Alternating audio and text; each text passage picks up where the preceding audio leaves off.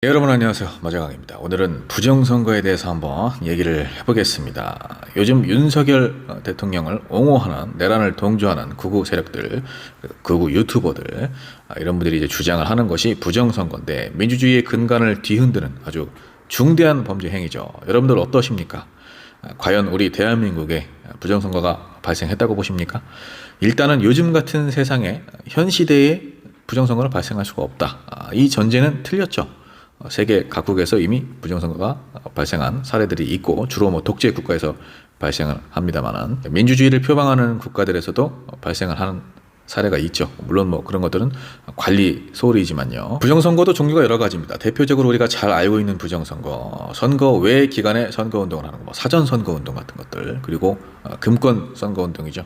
향응을 제공하거나 금품을 제공하는 행위들, 그 외 댓글 부대를 이용해서 여론을 조작을 한다든지 이런 문제들은 그동안 여야를 불문하고 비교적 최근까지도 지속적으로 발생을 하곤 했습니다. 그 외에 또 어떤 것들이 있을까요? 독재 정권 시절 예전에 이제 관권 선거라고 해서 정부가 직접 개입을 한다든지 혹은 정치 깡패들을 동원을 해서 야당 쪽의 참관인들을 구타를 하거나 무력을 행사하는 그런 것들도 있을 수 있고 정보를 제한을 한다든지 언론의 자유를 좀 제한을 해서 국민들의 눈과 귀를 가린다든지 이런 것들도 이제 부정선거의 한 유형이라고 할 수가 있겠습니다. 그런데 지금 윤석열 대통령과 극우 세력들이 주장하는 유형은 뭡니까? 이런 유형은 아니죠. 선관위를 직접적으로 그 주 대상으로 삼고 있죠. 사실 부정선거는 굉장히 단골 메뉴입니다. 4.15 부정선거라고 해서 황교안, 민경욱 이런 분들도 주장을 했었죠. 그 당시에는 아주 일부, 극히 일부 극우 세력들, DC 일베 이런 분들, 그리고 가로세로 연구소 이런 분들 제외하고는 사실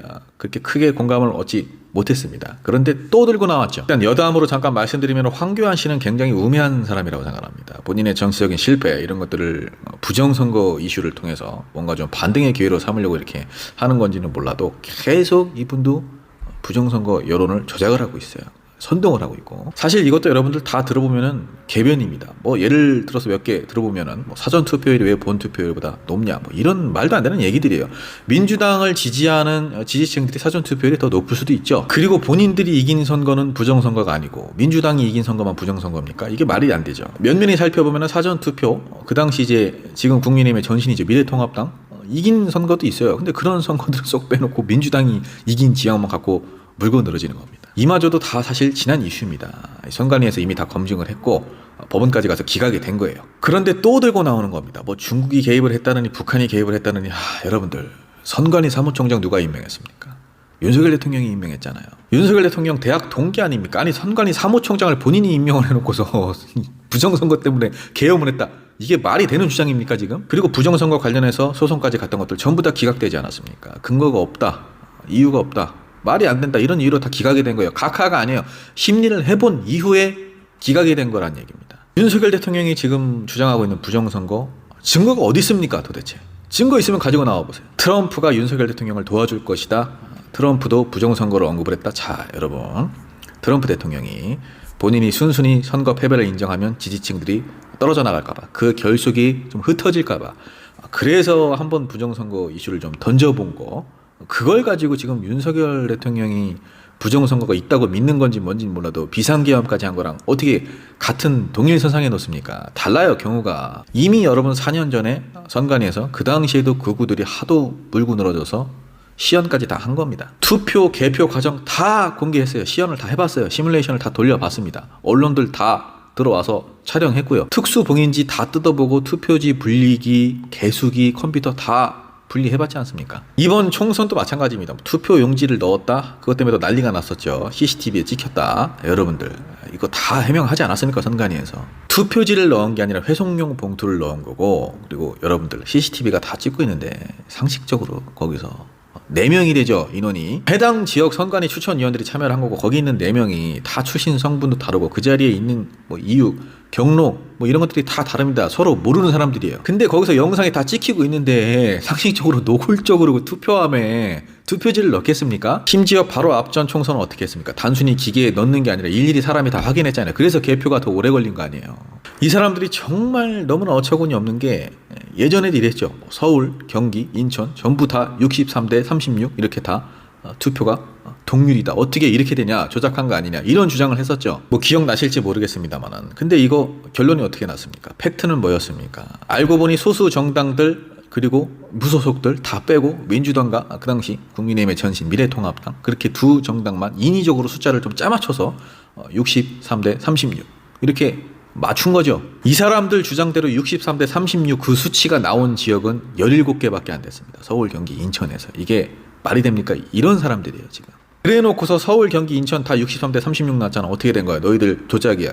이런 주장을 펼쳤던 사람들입니다. 북한, 중국 개입, 북한 해킹을 한 적이 없고 그리고 현대 기술로는 데이터를 조작하는 것도 불가능하다라고 결론이 나지 않았습니까? 인터넷 자체가 차단되고 망 자체가 분리가 돼서 운영이 되기 때문에 외부에서 이것을 접촉을 할 수도 없고 접촉을 한다고 해도 결국에 그 흔적이 남는데 북한에서 흔적도 남기지 않고 우리의 서버를 접촉을 할 수가 없다. 현 기술로는 불가능하다. 이렇게 결론이 나지 않았습니까? 북한 기술이 우리보다 더 뛰어납니까? 흔적도 남기지 않고 우리 선관위 서버를 접촉을 해서 해킹을 할 수가 있습니까?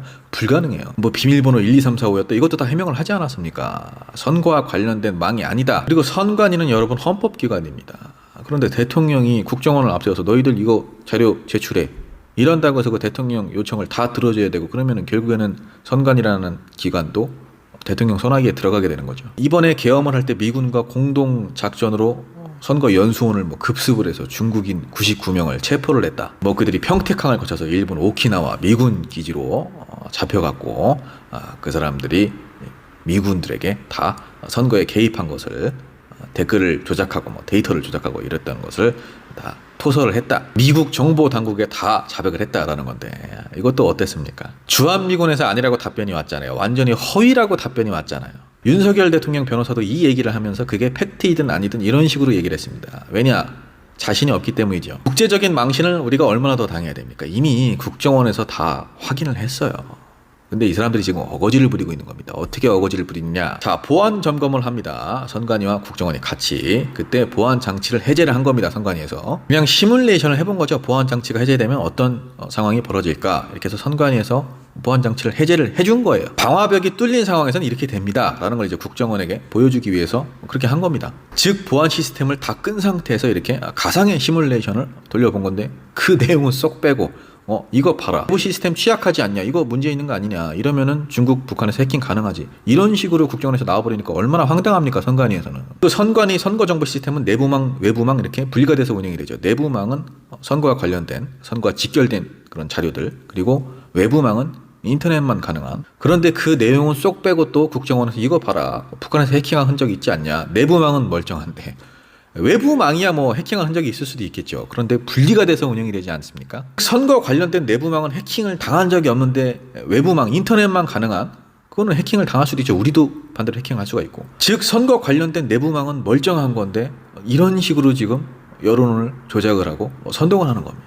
그리고 국정원에서 선관위 전산장비 6,400대 중에서 317대만 선별을 해서 본인들이 점검을 한 건데 선관위에서 마치 뭐 일부만 보여주고 우리에게 협조를 안 했다.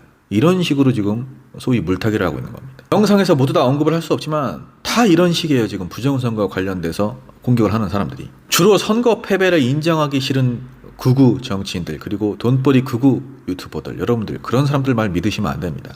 여러분 이거 굉장히 위험한 겁니다. 저는 이것도 내란이라고 생각을 합니다. 대통령이라는 사람이 정치인이라는 사람들이 이렇게 선동을 하고 잘못된 선동을 하고 사회 불안을 이야기하고 국민 분열을 조장하고 있습니다. 단편적이고 악의적이고 짜깁기 된 제한된 정보들이 유튜브를 통해서 급속도로 퍼져나가고 있습니다. 그러면 우리 국민들 살기 바쁘죠.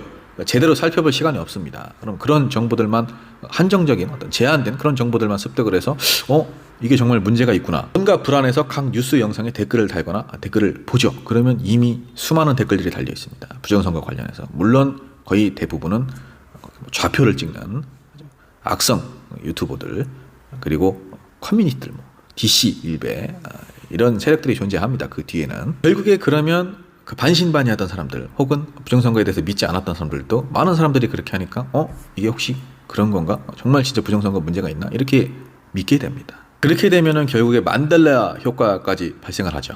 아무리 선관위에서 아니라는 반박 영상이 나와도 그리고 아무리 9장에 달하는 일일이 다 윤석열 대통령 측의 주장을 반박하는 그런 글이 나와도 언론도 짜고 치네, 중국이 개입했네, 북한이 개입했네, 지금 이렇게밖에 생각을 안 합니다. 아무것도 안 들려요. 언론이 짜고 치네. 중국이 개입했네. 북한이 개입했네. 지금 이게 뭡니까? 사회 불안, 공포를 이야기하고 혼란을 가중시키는, 정말 그러면서 자신들의 이익을 취하려는 부정선거 조작 세력들, 부정선거 선동 세력들, 정말 아주 죄질이 나쁜 사람들입니다.